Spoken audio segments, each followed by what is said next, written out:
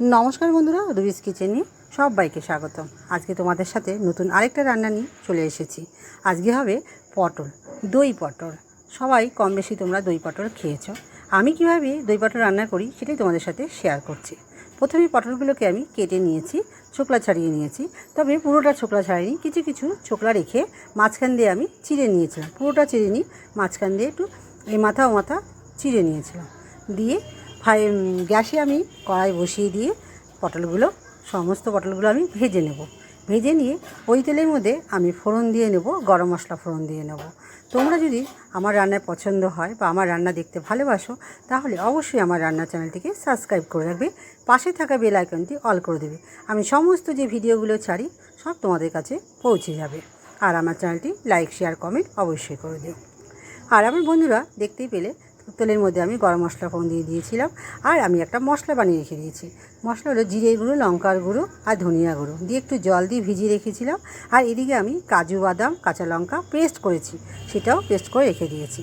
এবার যেই মশলাটা আমি বানিয়ে রেখেছিলাম গরম তেলের মধ্যে, ওই তেলের মধ্যে আরেকটু তেল দিয়ে গরম মশলা ফোড়ন দিয়ে ওই মশলাটা জিরে গুঁড়ো, ধনিয়া গুঁড়ো, লঙ্কার গুঁড়ো যে জল দিয়ে ভিজিয়ে রেখেছিলাম সেটা আমি দিয়ে একটু কষিয়ে নেব। ভালো করে কষানো হয়ে গেলে পরে ওরই মধ্যে আমি একটু লবণ দিয়ে নেব, আর পরিমাণ মতন হলুদ দিয়ে নেব, আর একটু কাশ্মীরি লঙ্কার গুঁড়ো দিয়ে নেব। এমনি লঙ্কার গুঁড়ো দেবো না, কারণ তখন ভেজানোর সময় আমি শুকনো লঙ্কার গুঁড়ো দিয়ে নিয়েছিলাম।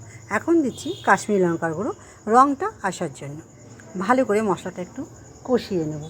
কষিয়ে নিয়ে এরপরে আমি দিয়ে নেব এর মধ্যেই পটলগুলো দিয়ে নেওয়া হয়ে গেলে এর মধ্যে হালকা করে জল দিয়ে নেব। বেশি জল দেবো না, তাহলে পটলের মধ্যে জলগুলো সব ঢুকে যাবে। কারণ পটলে এমনি ভাজতে গিয়েছিলাম, তখন জল ছেড়ে দিয়েছিল। এবার আমি পটলগুলো দিয়ে নিলাম। তোমরা তোমাদের স্বাদ মতন কিন্তু লবণ দিয়ে নিও। আমি আমার স্বাদ মতন লবণ দিয়ে নিয়েছিলাম। আর রান্না করার সময় অবশ্যই মশলাটা একটু ভালো করে কষিয়ে নেবে, না হলে গন্ধ যাবে।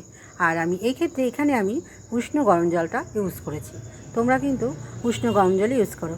যে কোনো রান্নাতে উষ্ণ গরম জল ইউজ করলে তাহলে আর কাঁচা কাঁচা একটা ব্যাপার থাকে না। তো যাই হোক, এবার ভালো করে কষিয়ে নিয়ে আর এই সমস্ত রান্নাটা আমি একটু মিডিয়াম আঁচে করেছি, কারণ বেশি আঁচে করলে পরে মশলাটা পুড়ে যেত। এবার আমি ঢেকে দিলাম, জল দিয়ে একটু ঢেকে দিলাম, তাও মিডিয়াম আঁচটা কমিয়ে দিই।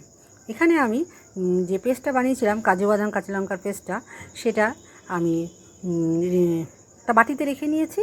আর এদিকে আমি টক দই 3 চামচের মতন টক দই নিয়ে ভালো করে ফেটিয়ে নিলাম। ফেটিয়ে নিয়ে কাজু বাদাম যে পেস্টটা বানিয়েছি তার মধ্যে দিয়ে ভালো করে আমি পেস্ট করে নিয়েছি। পেস্ট করে একটু নাড়িয়ে নিলাম।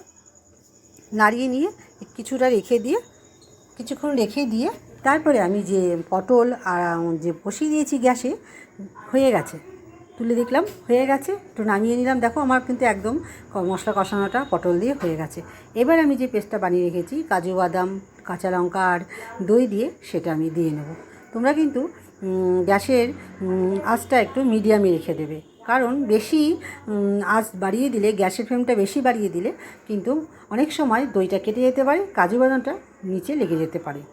তো আমিও একদম গ্যাসের ফ্লেমটা কমিয়ে রান্না করছি। এই রান্নাটা একটু কম আঁচে রান্না করলে খেতে বেশি ভালো হয়, আর মশলাটা পুড়েও যাবে না। এরপরে আমি একটু ঘি দিয়ে নিয়েছি, পরিমাণ মতন আমি একটু মিষ্টি দিয়ে নিলাম। আর এই দই পটল একটু মিষ্টি না হলে খেতে ভালো লাগবে না। একটু দিয়ে মিডিয়াম আঁচটা কমিয়ে দিয়েছি, একদম মিডিয়াম মতন দিয়ে ঢেকে দিয়েছি। আমার একদম দই পটল রেডি হয়ে গেছে, নামিয়ে নিলাম। রেডি হয়ে কেমন হয়েছে অবশ্যই তোমরা কমেন্ট করে জানাবে। আর বাড়িতে অবশ্যই একবার তোমরা ট্রাই করে দেখবে, আমাকে কমেন্ট করে জানাবে কেমন হয়েছে। আজকে এই পর্যন্ত, কালকে আবারও দেখা হবে আরেকটি নতুন রান্না নিয়ে। চলো টাটা, সবাই ভালো থেকো, সুস্থ থাকো। আবারও দেখা হবে আরেকটি নতুন রান্না নিয়ে। টাটা।